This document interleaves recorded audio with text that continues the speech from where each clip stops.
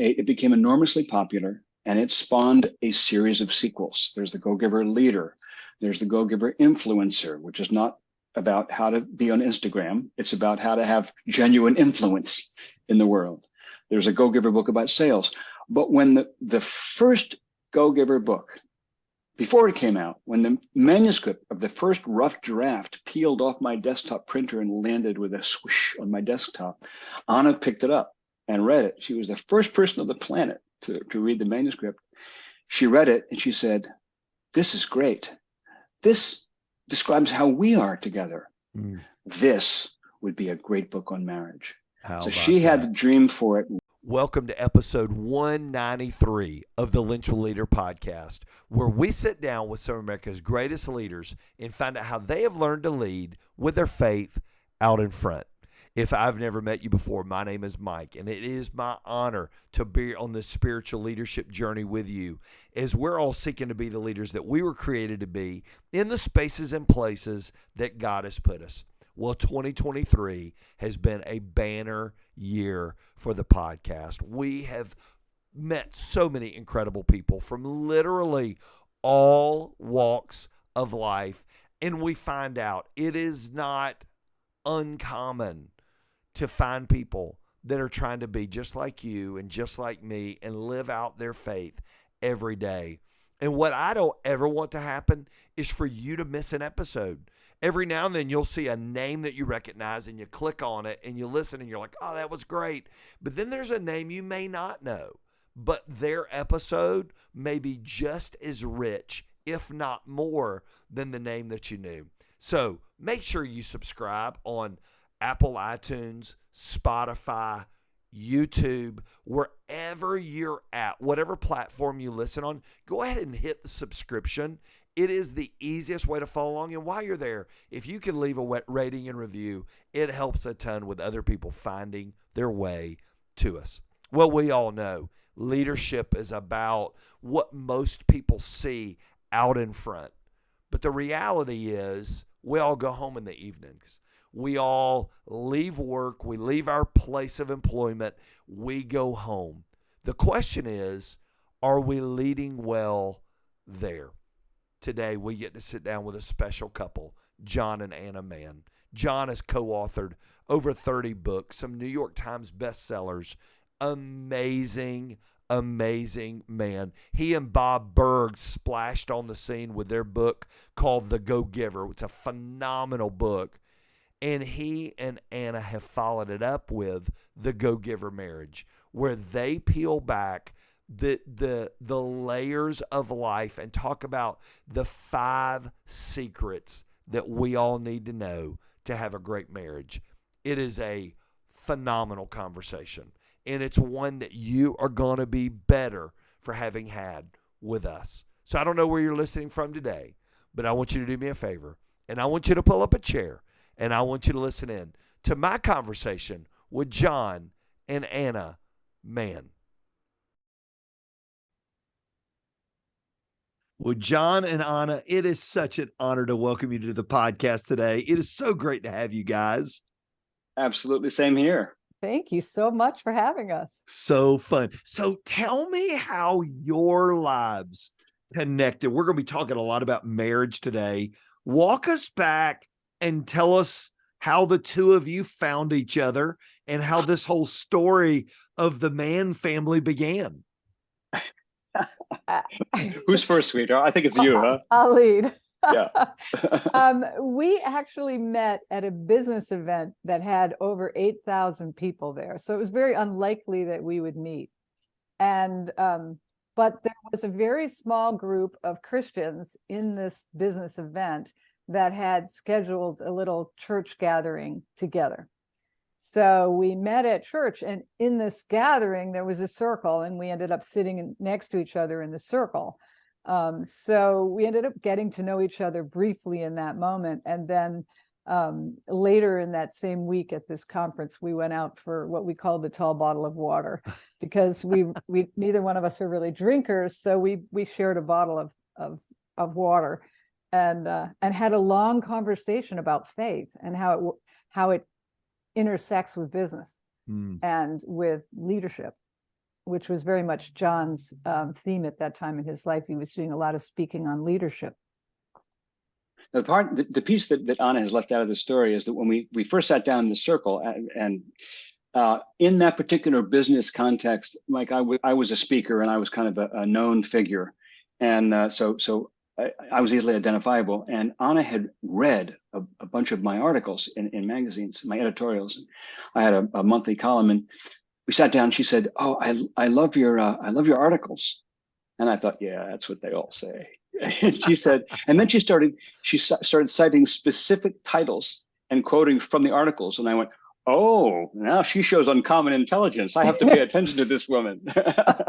So she found the way to my heart, right there at the get-go. Really stroke the ego. That's it. She worked. She got in quick. She's still my biggest fan of the stuff that I write. I wasn't writing books then. That's what I do now, and so she's still my number one fan. I love that. So as you guys look back at your marriage now, what role has faith played in your journey? And is it something you just go do on Sundays and then slip out? Ana, what would you say?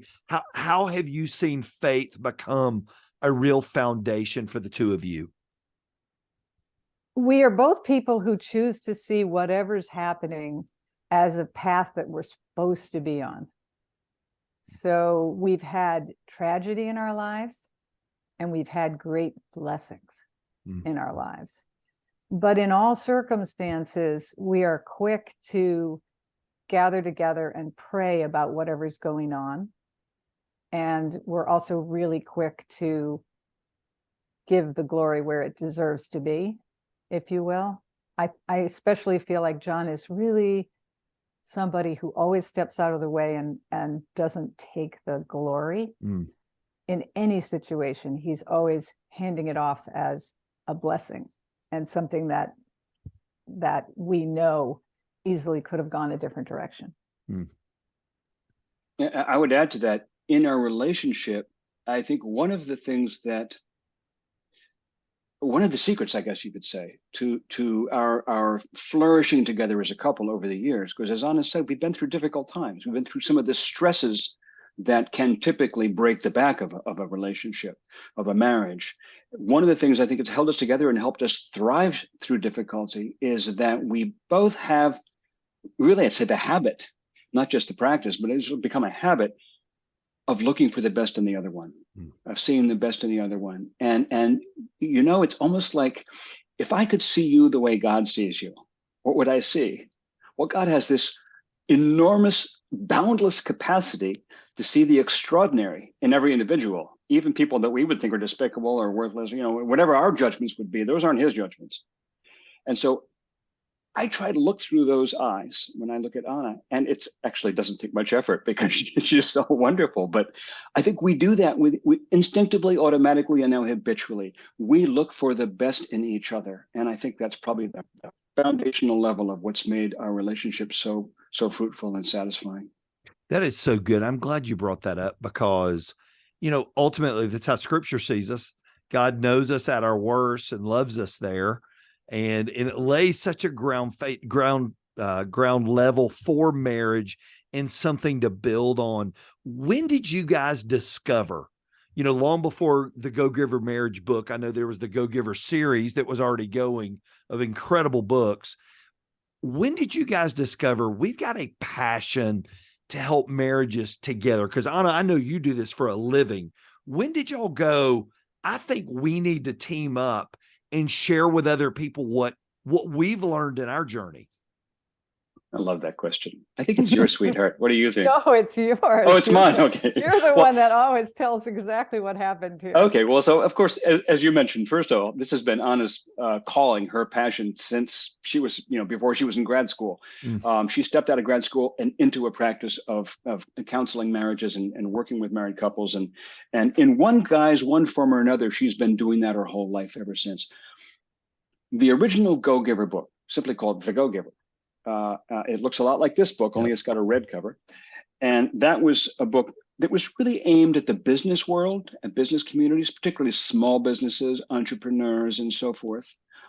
But it's really a book of life principles. We just target it for the business niche, That book came out in 2008. I wrote with a friend of mine, Bob Berg. And Bob and I put that out in 2008. It became enormously popular, and it spawned a series of sequels. There's the Go-Giver Leader. There's the Go-Giver Influencer, which is not about how to be on Instagram. It's about how to have genuine influence in the world. There's a Go-Giver book about sales. But when the first Go-Giver book, before it came out, when the manuscript of the first rough draft peeled off my desktop printer and landed with a swoosh on my desktop, Ana picked it up and read it. She was the first person on the planet to read the manuscript. She read it and she said, "This is great. This describes how we are together. This would be a great book on marriage." So she had the dream for it right then and there. Fast forward over a decade.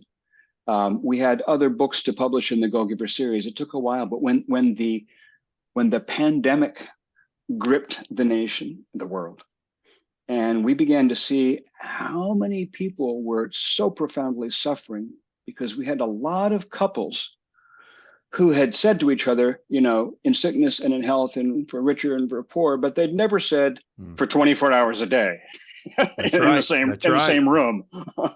And all of a sudden, people were like locked in houses together, and the stress and tension and difficulty was profound, and people were suffering. And Ana turned to me and said, we got to do this book. If we're ever going to do this book, we got to do it now. So that's when we began. We wrote it like that during the first year of the pandemic. What's so good about that is, and we talked about this a little bit before going on air, we can't separate leadership and life. We can't go, well, this whole podcast is about spiritual leadership. We can't separate you as a leader from you as a husband, or you as a leader and you as a spouse, a wife. You can't separate those things. Why does marriage, Ana, you do this for a living, you're with couples all day, every day. Why does marriage play in so much to how we lead out during the workday if things aren't going great with our spouse? How does it affect us 9 to 5, even though nobody works 9 to 5, but how does it affect us during that business day? It's a huge question and a really important question, because you never leave your marriage behind when you go to work. You never leave your sick child behind when you go to work. Whatever is going on behind the scenes in your family, you are carrying it, and you are carrying it right here in the front of everything you're doing. And it can color your attitudes. It can make you be short with a fellow employee. It can make you feel impatient in the middle of a meeting. It can make you feel all those edgy feelings that you might be feeling in your marriage at home, because whatever conflict is going on there, you're taking it with you to work. And whatever joy, happiness, and release that you have in that marriage and in that home life, you also take to work. I often tell people that I'm coaching and counseling, if you really understood the impact that your words and your actions and your behavior has on your spouse and their ability to go out into the world and be successful, you would speak very, very differently, and you would be very different, because you would always know that you want to assure that they can go forward with a free heart and with confidence and with the ability to lead and be who they are in that job in the most powerful way. And that's also true for parenting. The same impact that you have that you as a marriage partner have on your spouse in the workplace, you also have that same impact on them with their children and with their parenting. You can build a parent, or you can tear down a parent with simple actions and simple words. And so that's why the concepts in the book are so simply written for people to understand that these secrets actually apply to every relationship in your life. John, as you wrote this and you began the book with a parable, which is so good, as you wrote this and you thought about men, you thought about guys who've sat in your business seminars through the years, I think every guy is drawn to a scorecard. We love scorecards. We love keeping up with a scorebook for baseball and checking things off. As you wrote this and you and Ana began to work through this, what would you tell a guy about bringing a scorecard into marriage? What would you tell them about, is this a good idea or a bad idea? What would you tell them? Gosh, now I'm going to have to think about that. Good, bad, good plan, bad plan. Just for folks watching who haven't seen the book yet, the book is in two parts. The first half is, as Mike says, a parable. And I love parables. I love writing parables. It's just my favorite thing to write. And so I wrote the first half, which is a parable, which illustrates the 5 secrets of the book. And then Ana wrote the second half, which is really a how-to. It's not a story. It's not a parable. It's a, let me explain what you just read and how it works in your life. She breaks it down for you. So we kind of each came at it from our own expertise and our own perspective. The scorecard, in a way, that question goes right to the heart of the whole message of the book. I mean, one of the things we say in the book, we have a single diagram in the book, which is, it shows 2 circles interlocking, like 2 circles out of the Olympic logo. And what they represent is, this is me and this is you. We're 2 distinct individual people, each with our own hopes and dreams, our own preferences and likes and dislikes. We want to maintain autonomy. We don't want to give up our selfness. We are us. And yet in marriage, we overlap. And in that intersection right there is sort of a third entity we create. It's almost like a third life, almost like having a child. We have this third being, which is our marriage. We picture it as a tree in the book, hence the tree. And the question we present ourselves in every given moment is, am I acting right now as me versus you, or as us? Am I coming from a mindset of us, or am I coming from a mindset of me versus you? Or to put it a different way, at all moments, you're either feeding the us or starving the us. At all moments when you're in the same room, when you're in the same house, when you're in the same place, when you're interacting, you're either adding to the us or you're detracting from the us. That's the scorecard. The scorecard is when you say, well, I did the dishes 4 times this week. This is like more than 3.5. That's not fair. She should do the dishes 4 times next week. Or, hey, you spent $150 in shopping. I should be able to spend $150 in golf clubs. My golf club only cost $130. So I have a $20 credit in my scorecard. Or I did something nice for you yesterday. Why aren't you doing something nice for me today? This is incredibly treacherous. It looks like an innocent thing. The moment you start keeping score is the moment you start pulling it at the fabric of your marriage and unraveling it. You're starving the us. Because the great truth about marriage, we say this in the book, is that marriage is not fair. That's good. And folks, if you're looking for something to be fair, you're looking in the wrong place. In your checkbook, everything should balance out. But in your marriage, you're always giving without keeping track. Because and you're both doing that. So you both give. We call it, living from a spirit of generosity. And also that the 50-50 scorecard or the 50-50 marriage is an illusion. That's right. There's no such thing as a 50-50. That is a made up concept that doesn't apply to relationships at all. When your baby is a baby, you don't say, hey, I changed your diaper 4 times yesterday, so it's your turn today. You're going to change that diaper for the next 3 years. And even then, that child's going to keep having accidents because they're just busy playing and exploring the world. And if you're going to get upset about that, then you're really not cut out for being a parent, because it isn't a 50-50.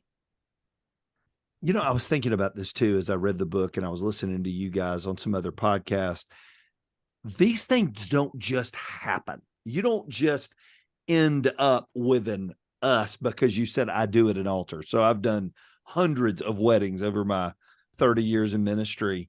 You don't just end up there. It takes work to get there. It takes work to stay there. Why would you tell a couple who's going, I don't know if it's worth the work. I don't know if it's worth hanging in there for that, why would you tell them not only is it worth it, but there's some serious fun energy in the us when you get there? What would you tell somebody sitting across from you? Ooh, you want to go first?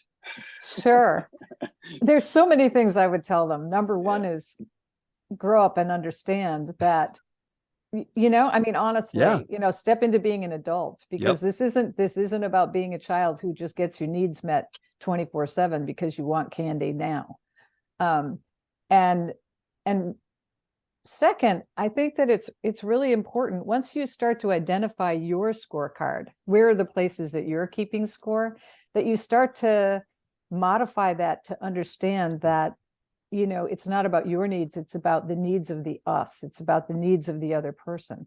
That radical generosity, which is what we really base all 5 secrets on, is that if you're going to be radically generous in your marriage, you're going to discover that the other person will sort of unwrap. They'll be so almost surprised. It's, I love the title, Surprised by Joy. Yep. Because when you become surprised by joy, you realize that this other person has your back, your affection for them starts to blossom in a whole different way. And when it's authentic and continual, you start to feel taken care of and nourished and loved in the way that we've all wanted from the moment we were born. And when you have that with somebody, you start to cherish them. And when people feel cherished, and when you are actually behaving in ways that show that you cherish somebody, they know that you've got their back too. And that's when the joy really comes to life. And everything, your intimate relationship, everything about your relationship starts to become richer and more beautiful. I would add 2 things that I would say. This question of, why should I do this work? Is it just so hard, right? I would say 2 things to that. One is the work actually isn't that hard. It's shockingly easy. It's surprisingly easy.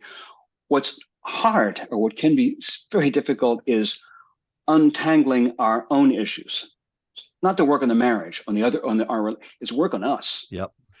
It is recognizing, acknowledging, and letting go of the impulses, the patterns that we've gotten ingrained in ourselves, the selfishnesses, the oh, well, what about me? That can be very confronting and very difficult. But the actual work of building a marriage, whether it's from the beginning or after years and there have been difficulties along the way, the actual work of building the marriage is what we call the 5 secrets in the book. Yep.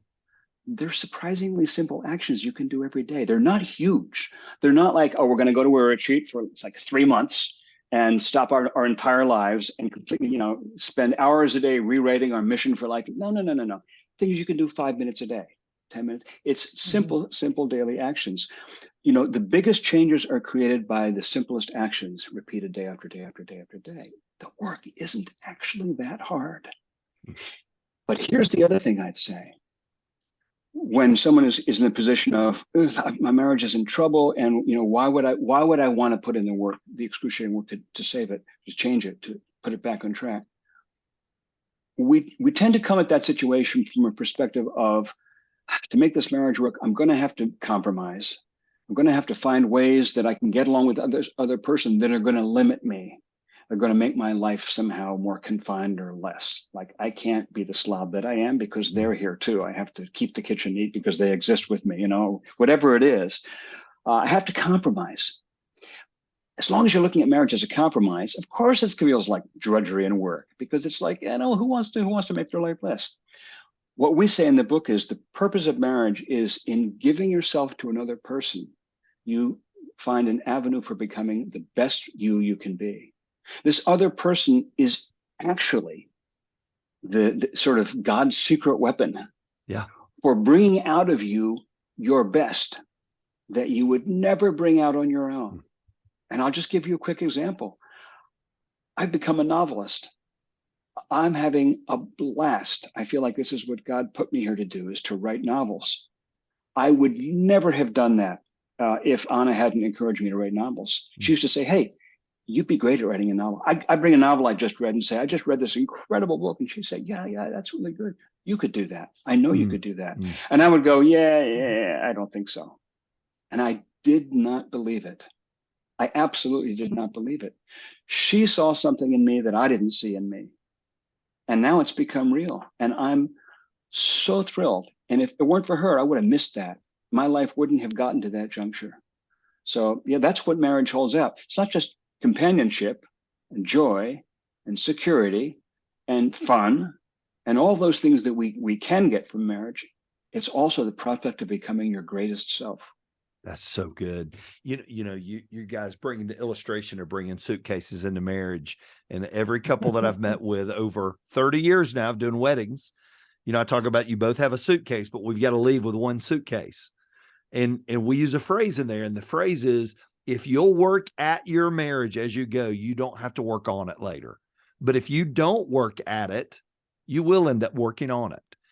What I love about these 5 secrets, they're simple, easy things to continually work at your marriage. They aren't rocket science. They aren't, oh my gosh, I can't afford to do that. I have to spend thousands of, no, these are simple, everyday things, but done over a long period of time, they can be amazing. And I love what you said, John, that when God brings that person in your life, they make you better. They make you. Both of my kids got married in the past 2 years. And my wife and I, we left at dinner. And so they don't listen. My daughter might listen to the podcast. My son doesn't. But we both left the dinner when our kids are better people.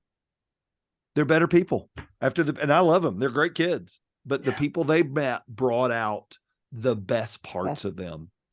5 secrets. I want to grab a couple of these. And this sounds so crazy. The secret of appreciation.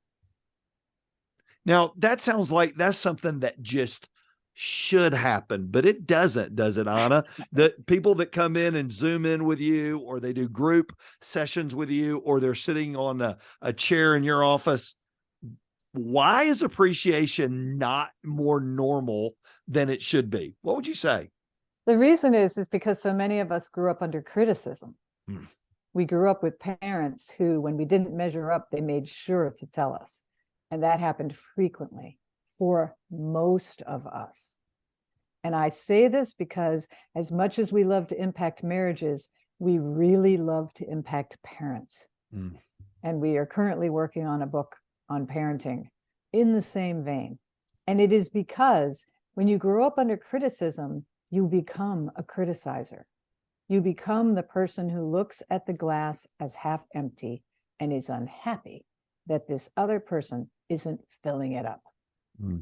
And so it starts with your scorecard of, I can't believe you left your socks on the floor again. Do you have to leave them on the floor every day? Now, it's a little whine, if you will, but those little whines are parts of everyday marriage all across this land and around the world. And both sides of the fence are guilty of it. Did you have to buy another pair of shoes? Do you think our checkbook's not stretched far enough? Boom, little digs.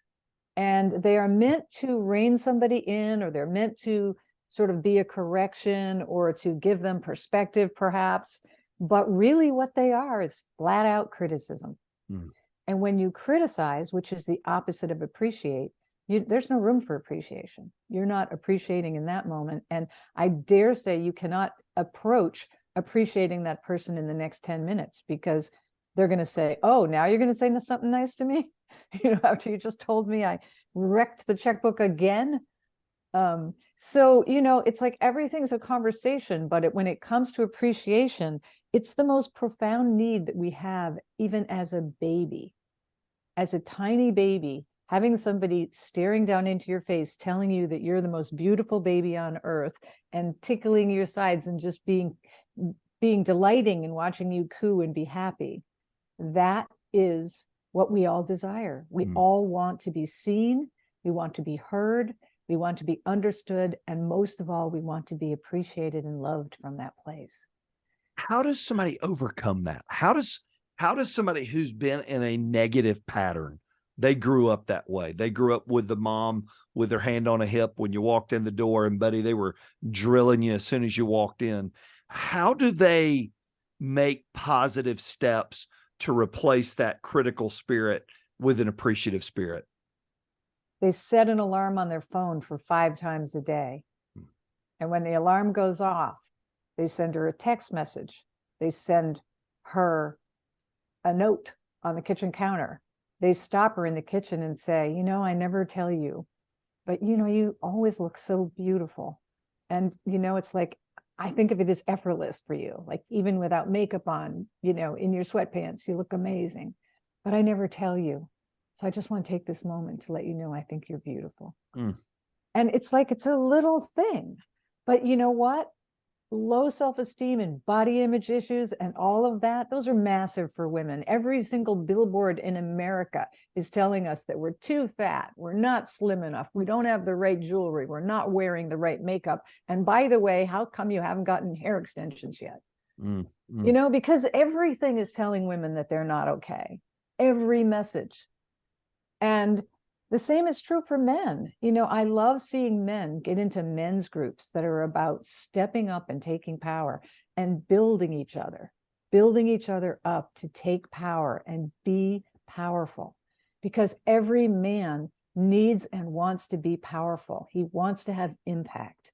And every woman in the world doesn't just want to be beautiful. She wants to be a wonderful partner. She wants to be a fabulous mother. She wants to have a career that's on fire. Whatever it is that she's impassioned about, it's her mission. She wants to carry it forward. She wants the God-given heart that she has to get expressed in the world. And so it's like, with all of those needs on both sides of the fence, who doesn't need a cheering squad? I just want to add to that too, that, I think something else that happens along the same lines is we forget, or maybe there's like a core misunderstanding we have. We think, well, I'm an adult, right? We're grown-ups. We're living our own lives and capable. So we tend to think, well, I told my wife, she knows that I think she's gorgeous. She knows I think she's sweet. She knows that she's brilliant.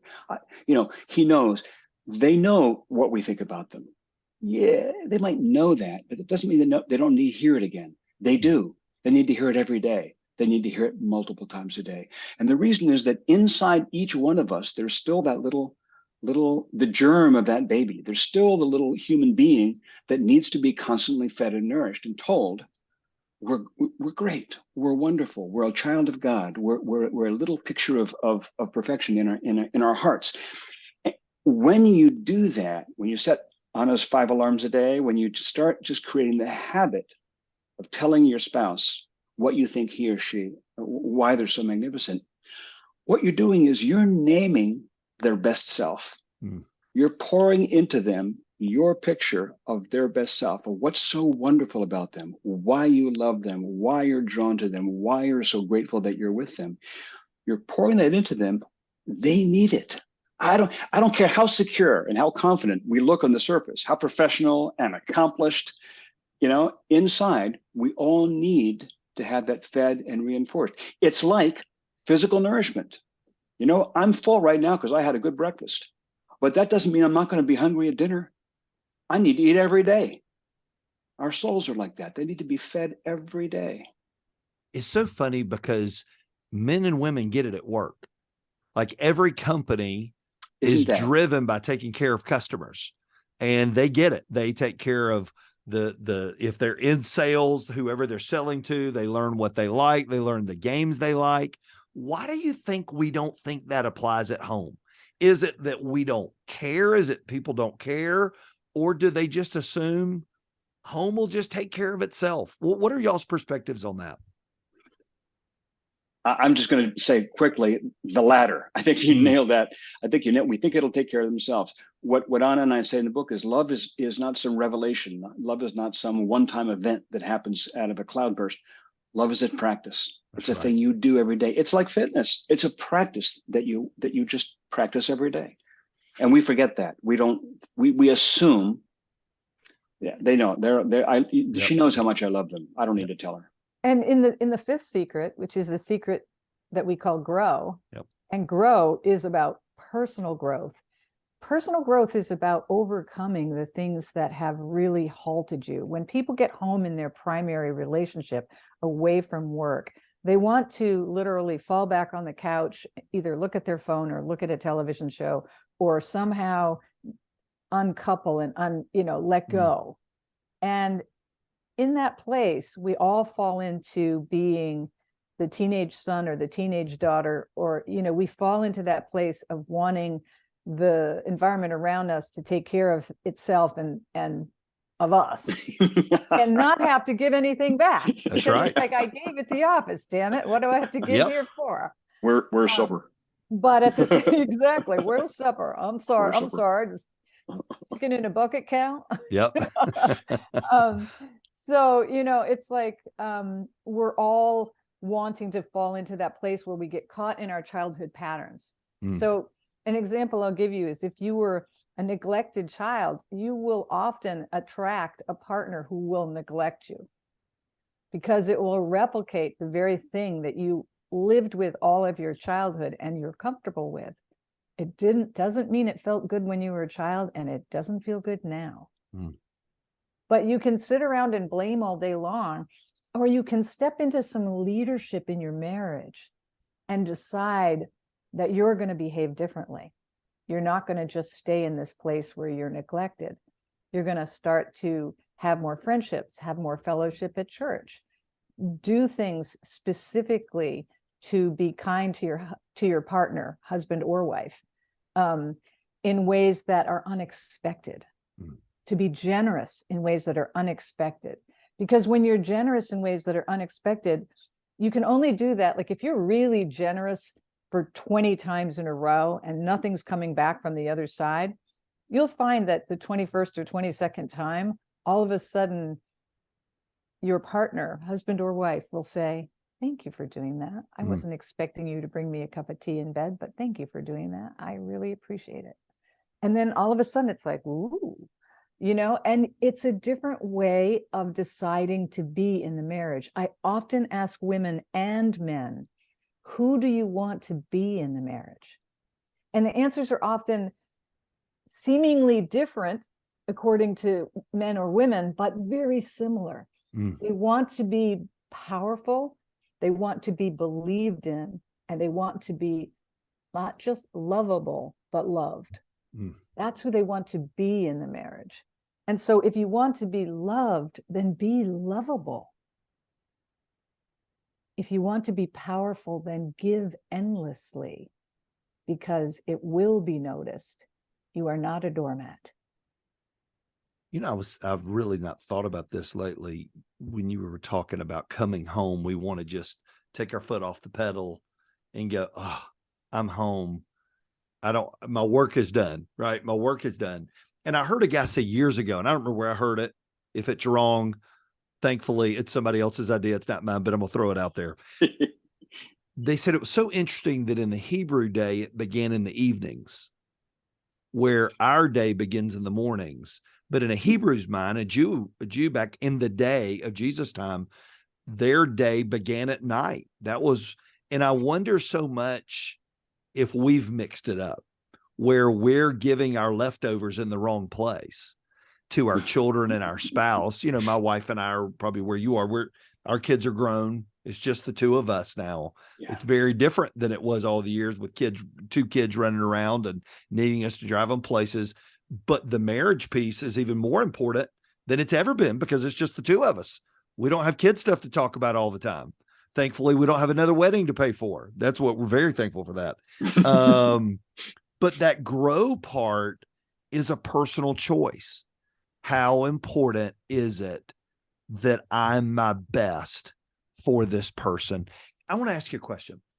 Is it ever too late for somebody to start? Let's say somebody's sitting where my wife and I are. We're year 31, 32 of marriage. Kids are grown, and they look at their marriage and go, it's okay. I mean, we're okay. We're not great. Is it ever too late to get started on these secrets in their marriage? These are such great questions. I'm just reveling in these questions. It is not only never too late, and I can't wait to hear what John has to say about this. But we have taken a lot of marriages that are 25 to 30 years old, where everything from their intimate life to their talking to each other has really gone to the back burner and felt very stale. And they were both going to church still, and they both were still committed to being married. But the companionship, the love, the sparkle in their eyes, it was all pretty dull. And what we've really helped them to do is to wake up to recognizing that you can get back to the same flirtatious and delicious place you were in when you were courting, especially once your kids are out of the house. Hello, you got time on your hands. You can court each other. You can do all kinds of fun things. You do need to accommodate a little bit in terms of, if one of you really likes to golf and the other one really doesn't, there's going to have to be some moments where you decide you're going to do some things together that are mutually fun, and or you're going to go do something with your partner that is really their desire, so that you start to sort of open up the channel to talking again, to holding hands, to getting intimate again. And it's really interesting, but we've seen lots of marriages, and we have done whole podcasts on what happens when sex really starts to go away in a marriage, and how can you bring it back? And it's that, there's just so many different ways that you can give to a marriage. And the issue isn't, does he or she do it the right way? Or, is this, what's wrong with the sex? It's the decision of whether or not it's simply going to be a gift that you're going to give. And you're going to give it as a gift, as an opening for a larger and deeper intimacy and communication to start to unfold. I want to add, because Anna said she couldn't wait to hear what I had to say about this. So I'll say something. Is it ever too late? Not only is it never too late, but in some ways, the opportunity grows to start really addressing this. Because as the years go by, hey, each of us has more experience. We may not have grown wiser, but we have the opportunity to grow wiser. That's right. Because we have more life experience under our belt. Life has worked on us for that much longer. So we are, by definition, deeper. I think that, and some of the bluster of youth has left us.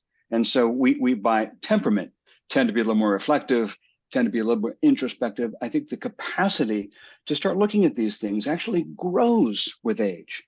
The thing I want to add, it's kind of a caveat in a way, but it's an important point, is, we say in the book, when you go to work on a marriage, you don't work on the marriage, you work on yourself. That's right. And you really do. What all these 5 secrets are about is they're things that I can do, ways that I can look at my behavior, ways that I can practice new habits myself every day to nourish the marriage. The thing you can't do, I'm sorry to say it, because so many of us want to do this, but you just can't do it, is work on the other person. Yeah. You try so bad, bad. You go into the marriage counselor's room and you say, here's what my wife needs to do. Here's what my husband needs. Or you just sit in the living room and you're thinking to yourself, if only she would. Nope, it doesn't work. You can't work on the other person. And I have a dear friend that I've been friends with for 40 years.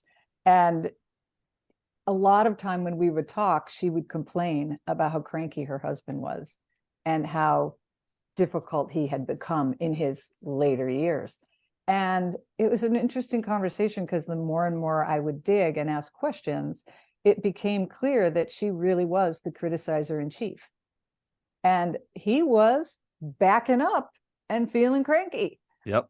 And so the minute she acknowledged, the minute she acknowledged that she kind of picked a lot at him, then she started saying, okay, I'm going to make decisions.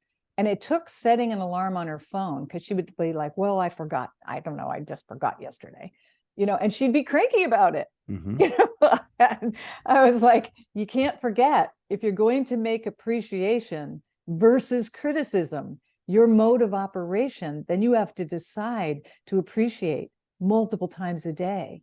What is it going to take for you to decide to do that? Do you want to just lock your arms, fold your arms, and decide he's the problem? Or are you going to take some responsibility? Are you going to take some leadership? And when she decided to do that, she called me back in a hurry one day on a week later, and she was like, no, you don't understand. He went out of his way and went to Starbucks and got my favorite coffee. And I was like, She goes, I don't know what's going on. And it's such a sweet moment, it's like, yeah, he went out of his way because he's feeling really generous, because she's being so nice to him and sweet, and she's being warm. And when she was being warm, he was being really reciprocal. That's so good. I remember when my wife and I, early in our marriage, read 5 Love Languages for the first time back in the day, right after it came out. And I remember how revolutionary it was for our marriage, that even though we were, and I believe we would have had a good marriage because we get along well, but I think it helped us grow a great marriage because we learned to bend. We learned what each other needed, not just what we needed. And I'm a words person. She doesn't need to use words. I love words. And I remember I started getting, now I get text on my phone, little text during the day, but I did notice a pattern I've called her out on. I get the same ones. I said, are you cutting and pasting from somewhere? Well, she won't own it. I can't find it, but I do think there's like a common theme of notes she's sending me. But hey, listen, we're going to make it. I think we're good now. So you guys. And attending, the second secret to attend yes. is really a different version of acts of service. Yes. I mean, when exactly you're attending to your partner, you've made a decision to give them what they love. That's so good. So, I love a cup of tea in the morning in bed. This guy brings me one every day without fail. That's so good. Yeah. And it's that whole part. I don't want anybody else to do it. So why don't I do it? Right. I mean, so it's that whole competitive nature in a guy. I don't want anybody else bringing her a cup of tea in bed. I'll bring it, if that's what gets you going. So what I love about this, and we were talking before we went on, you guys don't just write a book and put it out. Ana, you help couples, and then you guys do Zoom workshops with companies, with churches. Explain a little bit how this could flesh out to some of our listeners. And we've got guys from that are executives down at Coca-Cola to big healthcare systems to educational, but they all are dealing with people in marriage. What are ways that you guys are set up to be able to help them? Well, first we have my private practice, and we also work together. We do Zoom events together where we come in together to coach or counsel churches. We've worked with law firms where people are actually getting divorced, coaching about, because you're going to take whatever problems were in that marriage you're divorcing yourself from, and you're going to bring them right into the next marriage. So we really try to help people to understand you're not going to walk away from these problems. You're going to encounter them again. We want to help you to understand the ways that you can shift it so that you don't encounter them again. We also, I do women's groups as well as men's groups, because the reason that I call myself a coach versus a therapist, even though I am a clinically trained therapist, licensed therapist, is that I really believe that the grow portion, the 5th secret, is the most important part. Because if you don't grow yourself, get aware of what your patterns are, and get an understanding of what drives you, what do you want to get to, who do you want to be in life, then you have nothing. You're on empty when you go home to your marriage. And so I help a lot of executives. And interestingly enough, they are people who are very type A. They get it all done at work. And then they go home and they're like, I just don't want to put up with anything. That's right. They're almost, one guy described himself as the meanest boss on earth with his wife. He was like, she can do nothing right when I get home because I'm in such a cranky mood from work that I just don't even want to be, I don't want anyone to bother me. Wow. And I was like, wow, so she's in a no-win, huh? And he goes, yeah. And, that was the moment of him shifting it, though, and he realized he had put her in a no-win situation. There was nothing she could do right. That's so good. Yeah. It's so funny. I remember talking to an executive years ago, and every executive that I work with, from sunup till sundown, their day is planned. Male or female, doesn't matter. This Thursday, I'll be with 12 female executives in a spiritual leadership group that I lead with them that are all high octane, driven, ADs, radio personalities, leaders in business. Every person is scheduled 6 to 6. But the funny part is most people have no schedule when they get home. They have no plan. And what I love about your book, That's fascinating. it gives you 5 secrets of people who have a plan when they go home, and they have a plan to keep that up throughout the day. John, what would you say to a man right now who goes, I want to do this, but I don't know where to start? My wife didn't even know this podcast exists. I know Mike because I met him somewhere. A friend sent this to me. I want to start, but I don't know where to start. What would you tell him? Well, I mean, first off, read the book. It's a short book. It's an easy read. I promise. Read it on a lunch break or two. But start with the secrets. Start with the secrets. And you know, there are 5 of them. We wrote them in the order we wrote them in for a reason. Frequently, most of the time, the first secret is the one that people can grab onto easiest. It's kind of the lowest hanging fruit, and it is the secret of 3 times a day. Find something about your spouse that you love and tell them so. Make the time to tell them. It can be in 1 minute. It can be, or something you're grateful for about them. Thank them for it, or verbally, out loud, to their face. You know, not so. You can't just think it. It has to be to them. 3 times a day, at minimum, every day. Now you can put that, as Ana says, on reminders in your phone. You can put it in your day planner, however it works for you. But there are 5 secrets. And what I would encourage you to do is to read the whole thing, get a sense of the 5. And yeah, one is a good place to start, but see what speaks to you. That's right. See what tweaks you, what sparks your heart and says, ooh, I could see myself. I see myself in that. And then just go to that. You don't need to do all 5 all at once to make everything. It just, the littlest, you know what this is like? This is like a tugboat changing the direction of an ocean liner. These little actions are tugboats that will change the ocean liner of the direction of your marriage. And it's shocking sometimes how the simplest little shifts in direction will change the whole tone of your marriage. So the first thing I'd say after read the book is, don't be overwhelmed at the prospect. This seems like a huge undertaking, a radical shift in your life. It's not. It's not. It's very simple little levers you can press and start to turn the whole thing. You guys have written an amazing book, and we're going to have links. We're going to have contact information all in our show notes. If somebody knows you, they know you from church, they know you from your community that you live in, they're friends. We were talking about Dondi earlier. She's just a friend. And I were to run into them and I were to say, hey, I read John and Ana's book, The Go-Giver Marriage. It was amazing. I heard him on a podcast.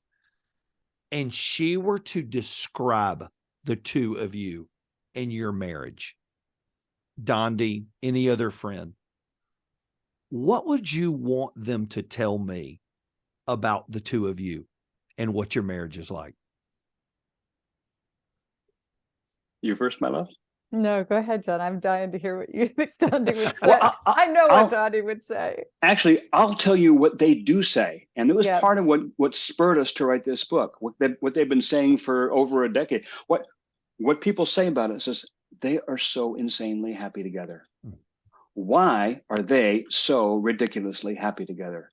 What is their secret sauce? That's what it isn't even just what I want them to say. It's what they do say. It's just how we have, as I said, we've been through tragedies and difficulties and stresses and times that weren't easy, just like every other marriage.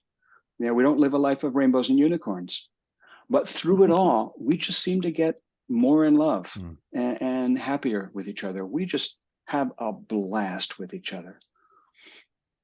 Yeah, I think that I guess I'll name Dondi, but really any of our colleagues or friends, what they know about us is that there's tremendous affection between us. Like, I mean, tremendous affection. And so they just really wonder, because we've been together a long time. And they'll say, what is your secret? Why are you so happy? What are you doing? And I think it's just, there's profound mutual respect going both directions. but we both really attend to each other.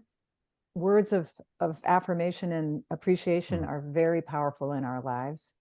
And I mean, we thank each other. I will often ask women and men, when was the last time you thanked your spouse? And they'll be like, trying to think of it. I bet you that John and I thank each other at least half a dozen times a day. Because I don't care if he's made me a cup of tea in bed or if he just did a couple lunch dishes. I will always say thank you. So I feel like that, there's a gratitude factor that I think people would acknowledge that we have between us. It's writer, so fun. The Go ahead, John. The writer James Patterson has said about his wife, if Sue ever leaves me, I'm going with her. I think that's how we are with each other. I want to be wherever she is. It's so funny. Until you have it, you don't know what you're missing. Until you have it, you don't know what you're missing. I mean, my favorite time every day is seeing Ann. That's my favorite time. I remember our kids when they were growing up, somebody was like, what do you want your kids to say about you when they grow up? I said, I want them to say, I want a marriage like mom and dad had. Now, I don't know how to tell you any more than that. I just want them to want that. If you had one desire for people who pick up this book, what would it be? What would be your one takeaway for somebody? If they read this book, your prayer for them would be what?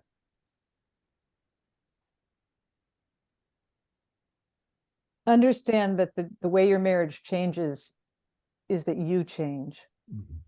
And that you can't fold your arms and hope that your spouse will change. When you change and change toward them, magic will happen. For me, I would want it to be the book for them to be a beacon of hope. I would want them to believe that their relationship, that their marriage, their life with this other person can be incredibly rich and satisfying for them. To believe that can be true for them. That's available to them.